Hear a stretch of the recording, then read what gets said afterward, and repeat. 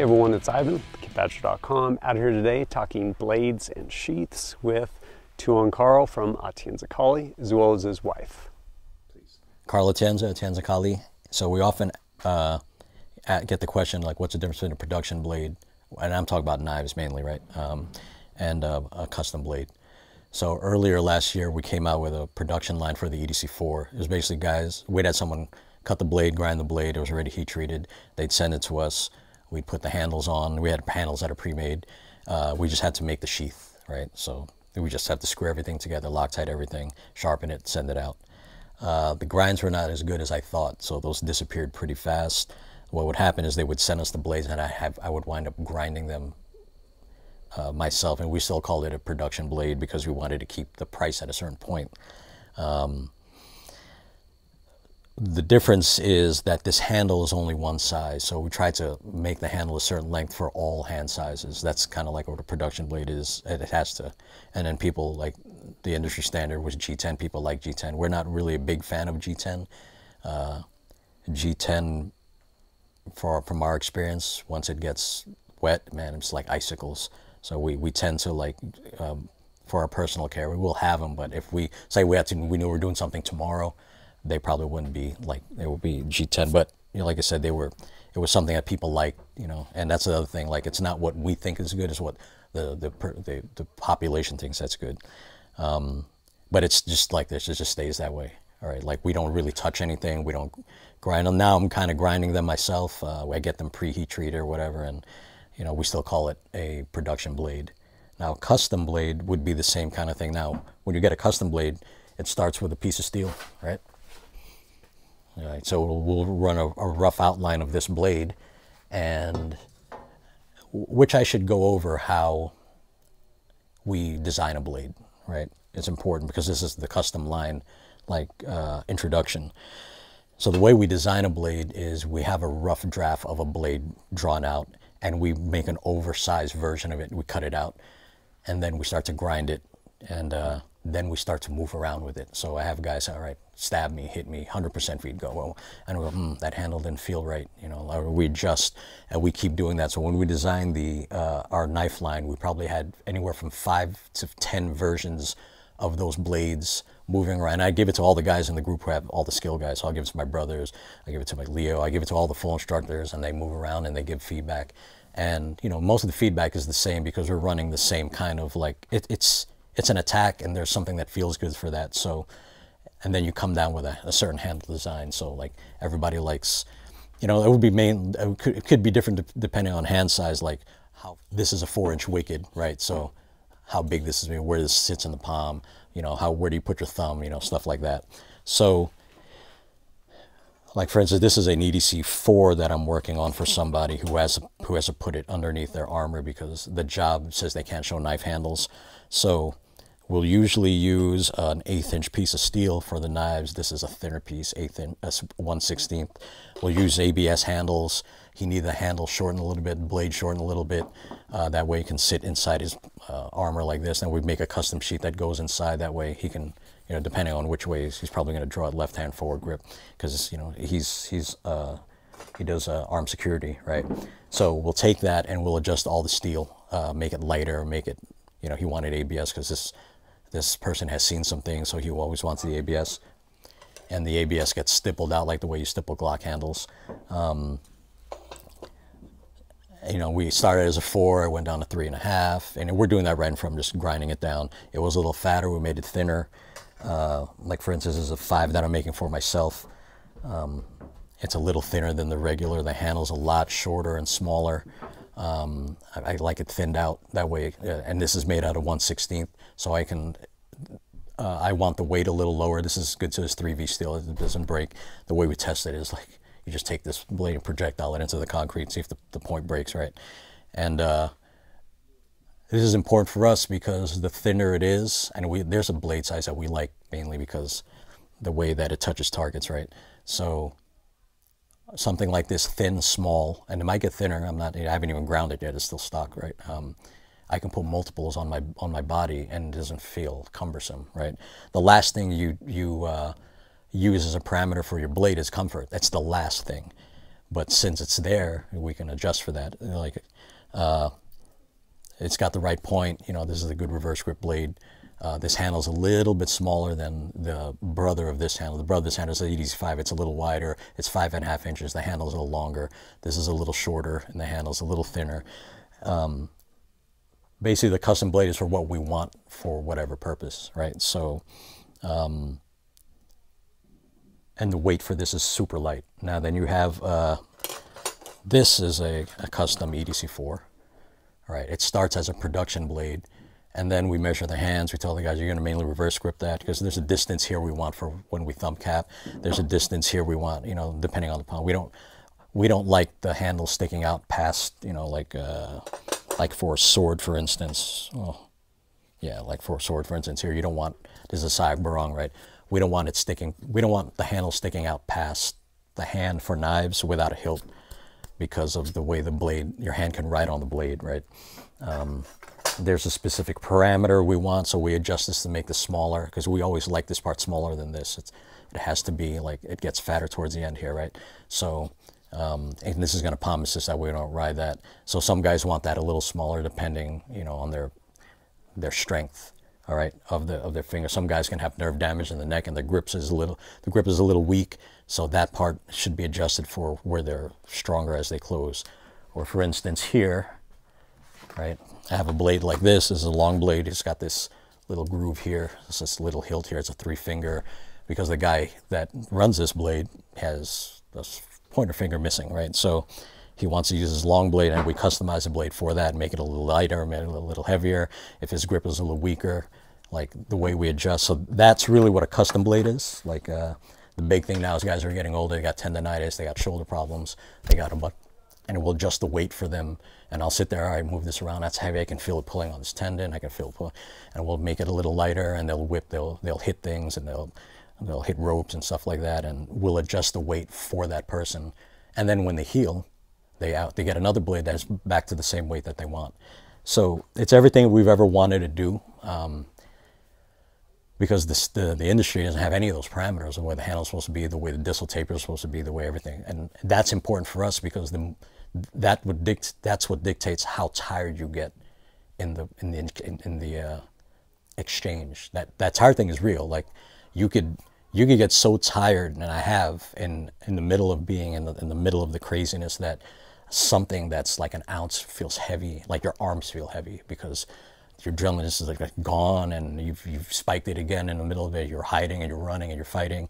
That everything feels a certain way, you know, regardless of the conditioning, right? Like, because if you're fighting alone, it's full out for however, like 30 seconds, and that time gets longer depending on how conditioned you are. Also, if there's a lot of guys and people, your friends are dropping everywhere, that adds to that, and then so your blade should be adjusted for that, and we do that for that scenario. Like, if you're like a 20-year-old kid and has been training since they were 1-year-old, and you've been in for 20 years, hey, man, your blade could be heavy as hell, and you just cut people in half if you want. But not a lot of guys like that in the civilian world. You know, I mean, you'll meet like super soldiers, like operators like that, like Olympic athletes with guns, but in general, like, we're not those guys. So we'll adjust the blades, and it's been very successful. Like, you know, like when I get guys order custom blades, this usually tribe people. I don't have a lot of outside. I have enough people in the organization to make a living doing this. Hey, I need this measurement of across the palm. All right, what are the injuries? Your wrist problems, elbow problems, you know, what's going on, especially with the hips. Because if you got problems with the lower back, the ability to swing the blade is compromised. So, all right, I can't turn this, or it hurts when I do this. And okay, so we'll adjust the weight here. We'll do that. We'll make it shorter. We'll make it this way, and then they'll come here. They'll fit it, and then that'll be part of the blade. But I only do that with people who train. You know, like, so right now I'm working on these. So these are Wickeds, right? This is one of our favorite blades, right? This is a 3-inch Wicked, and this is a 4-inch Wicked. We like these blades, you know, we think these are master's blades. They got the bend in the handle here. You know, it's nice that when you parry, the point's always facing forward. You know, it's one of Tuhan's favorite blades, like the drop point style. And we'll get a wick. It's the one guy has a Wicked here, and it's not done yet. And it's 3 inches, and he goes, well, I want a 4-inch version. Okay, or I want a 3-inch Wicked, but the handle's short. Can we make it longer? So I'll grind higher up, get them a little more purchase on the handle. And that's what I mean is customized. Like, it's like students. We've said it before, like students are not production runs. A student is a custom blade. Like, you know, you can do like production type training for a student where it's the same, but if you're going to get them to a super high level, those students are custom blades. Like you have to go to them, all right, how old are you? What you think? Oh, I have this I got a heart problem. I have this, I have diabetes, or I have a lower back problem because I was in the military and I've been humping rucks for like 20 years and, you know, and I can't move around for this long, this and that. And you adjust their blades to all of that. It's important. And we've had a lot of success with that. Like guys are coming back from certain things and like, yep, it worked out, you know. Like I'll give you a perfect example here, right? So we have a custom barong here being made. I mean, look at that handle, it's crazy. And then a guy next to him, all right? Like that handle part is important because we measure for the hand, especially for long blades. You should have that fitted because you don't want play in your blade. These hooks really, they stop when you're tired and your blades are getting heavy and you might lose them. Those hooks save you from that. That's really what these hooks are for. They're not really for grabbing and drawing. They're like if you're tired and you miss, that it hooks to your hand. So that shouldn't be that big. It should be real close. So like this is I think it's gonna be a 7-inch toolless, but see that? It's like that hook's right on. Like this is actually too small for a hand. It's not done yet, but like that would be ground out so it would fit the hand better. The person that ordered this hands are the same size as mine. So that's very important. And like I said, the hilt's got to be there. That way you don't ride the blade when you are exhausted. You have to calculate exhaustion to your fight because it's real. No matter how fit you are, you'll gas out because you're alone, probably. Now, if you're with a bunch of people, then you're good.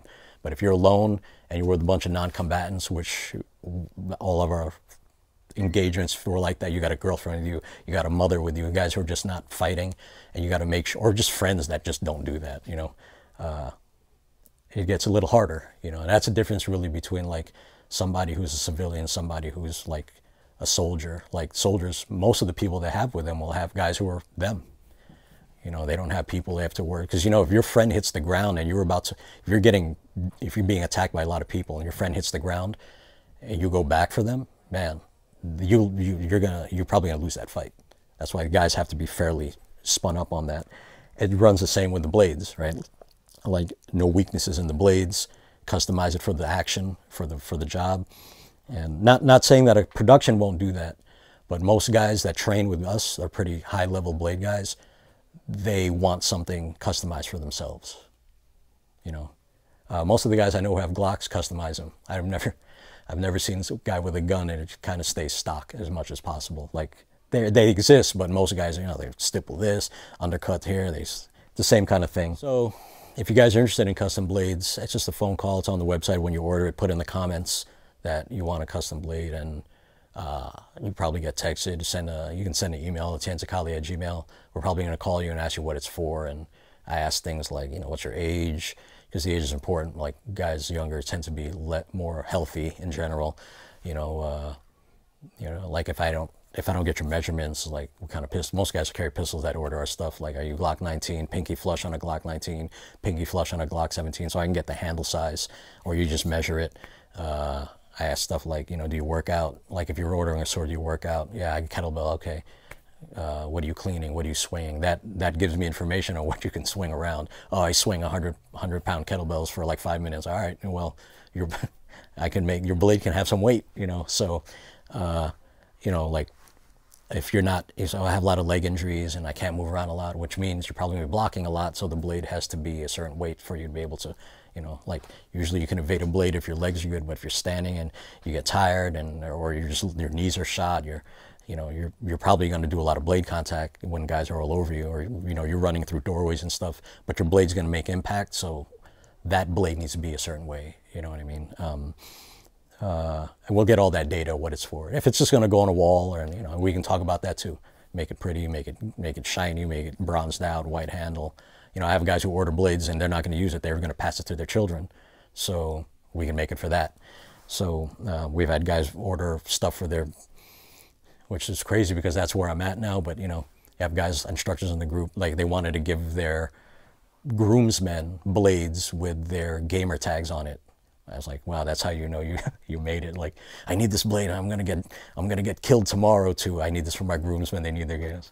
You know, we're at that point now, so we can do all that stuff. I had guys who like, you know, they want to get stuff for their husband. They put their country flag on it, and you know, make it look nice, and then these things just stay on shelves and stuff. So it's something we don't do a lot of, but it's not that hard to do. So if you guys want it, like that type of customization. But as far as combat customization, all day long, that's just a phone call, maybe 30, 40 minutes, and we can get that done. Hi, my name is Tuhan Atienza from Atienza Kali. I'm going to give you a brief introduction on how Atienza Kali does our custom blades sheaths. So in detail, Tuhan Carl probably gave you information on the custom making of his blades, but I'll go into the details of how I finish it off with the custom sheaths. So right here is an EDC4 for Atienza Kali that we carry every day, and part of our quick test that whenever I'm making the sheaths, I always do a quick jiggle this way to make sure that the retention's pretty good. But again, if you're in law enforcement, military, we usually try and ask our customers so we can have more details if they need a tighter retention. So like, this is good for an everyday carry. Some people want it a little looser, some people want it tighter. A lot of times I also do that because this is a type of blade that's ambidextrous in the sense that the sheath can go either way. So depending on how you want to sheath it, if you're going to be law enforcement, if your strong carry is on your right and you want to do deployment this way with your blade, you can have a quick draw this way. And if you take off your gun, let's say for example, you just take it off here, you put it in this way. Some people may want to do a reverse grip draw, and it's easy enough to come out in that direction. So it's important to specify if you want ambidextrous or a specific inside waistband right or left carry. This sheath also, this one right here is a fixed clip. So this one, generally I like to do fixed clip if it's one of those straight type blades. So you have that ability to make it ambidextrous. Or we can also do, this is my EDC3 carry, but this is also ambidextrous. The only thing is I have a pivoting clip. So this one again, depending on how you fix it on your belt, some people may want it where they cant it a certain way, they might be printing too much, so it gives you that ability. A lot of times, like with men in general, they may have thicker belts, women have thinner belts, so there might be too much play in it, so it could work as a fixed clip and still have that play and wiggle room. But again, if they want specifically a pivoting clip, you have that option as well. So these are things that we offer in Atienza Kali as far as customizing sheaths. So as far as your retention and your carry, a lot of times law enforcement, military, they'll want things to just strap onto their MOLLE vests and things of that nature. So if they're rolling around on the ground and stuff, you never want this kind of flying out. So those are things that we make sure and we test when we do the retention.